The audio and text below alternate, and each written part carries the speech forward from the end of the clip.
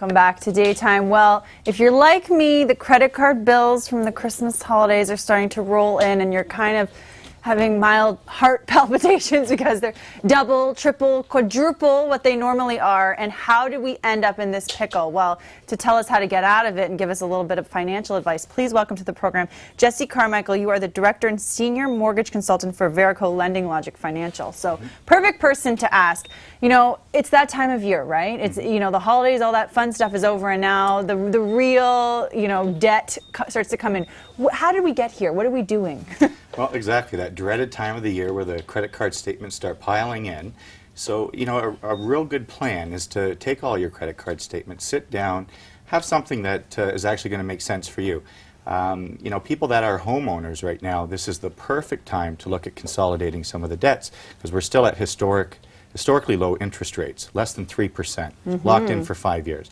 A lot of these credit card statements are, you know, credit card interest rates are anywhere from 26 to 32% on department store cards.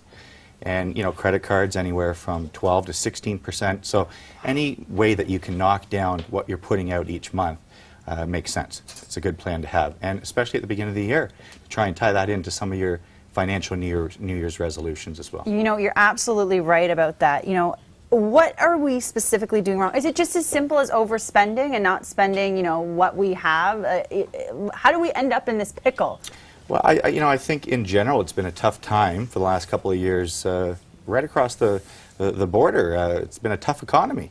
And, you know, a lot of people are having to go into credit card debt. They're just, you know, they don't have as much income coming in. And, you know, it's just a really tough time. So they really need to have some kind of plan where you either put some of your extra money into a high interest rate savings account, into RRSPs where they're locked in, where you can't touch them unless you pay a penalty to get out of them. You know, that type of stuff where it's going to, you know, make you second guess spending some of that credit card. You know, we get ourselves into this pickle, but how do we plan for next year so that we don't end up in this boat where, you know, Christmas has come around and we don't have the finances to pay off the bills? Yeah, and I think, you know, again, it starts by consolidating some of these debts. By consolidating your debts, you're going to lower your monthly payments, so you're going to have that extra cash flow to put into, like I say, a high interest rate savings account. Or the bottle strategy. Put some of your extra money into a couple of bottles around the home, so to speak, and jars, and you know, use it when you absolutely need to.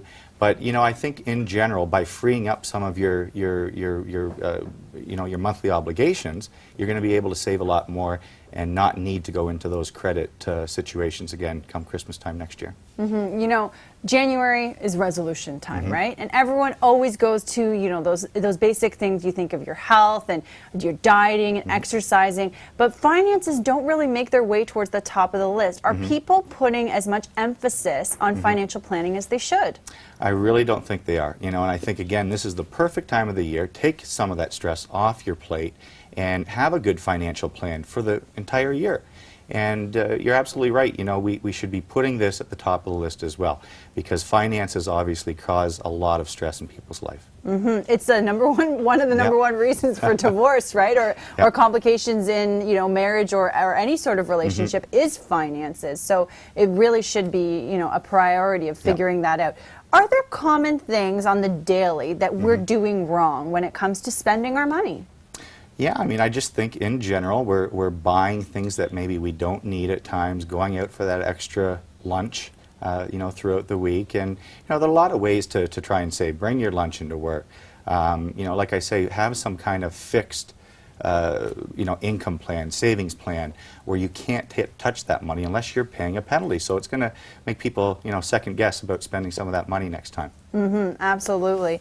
You know, getting out of debt is a difficult thing. I used to be a student a couple years back, and paying off that debt was just sort of crippling to me to realize how much you're putting away and how much is going to interest and how much is, you know, actually going to that principal. And so what you're saying about consolidating is so important because, you know, paying that interest is just, it's nonsense to me. It's just like, how are we giving these companies all this money? Is there anything else that you can tell us that we should be doing that, you know, can help us with our financial planning? Well, again, I mean, if you're a homeowner, this is the perfect time. At 3%, if you can go from 30% to 3%, that's going to free up a lot of money. That's the first thing that people need to look at. They need to sit down, write everything out, look at these credit card statements, as opposed to just winging it like a lot of people seem to do.